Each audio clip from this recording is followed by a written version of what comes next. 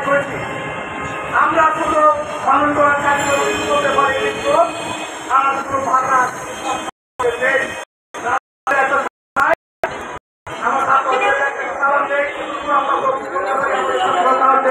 এছাড়া ফাইন্যান্সিয়াল দিকে আমরা কোনো সম্মান নাই। অথবা বাংলাদেশের প্রায় 97% শিক্ষা প্রতিষ্ঠানের শিক্ষক পদ্ধতি আছে, মাত্র সরকারি আছে 2-3%। তারা কিছু সুবিধা ভোগ করে আমরা কি আছে এই দেশের নাগরিক, এই দেশের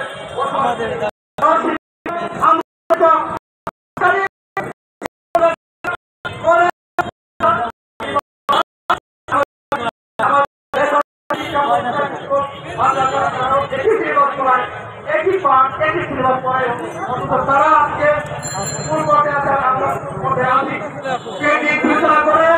আমি সরকার অনুরোধ করছি, আমাদের এই শিক্ষকদেরকে আর কষ্ট না দিয়ে আমাদেরকে একটি সুন্দর দিয়ে একটা প্রজ্ঞাপন দিয়ে আমাদের এই দেশ থেকে আমরা তার চলে যাই। এই বলে আমরা চলুন। আল্লাহ হাফেজ। আসসালামু আলাইকুম।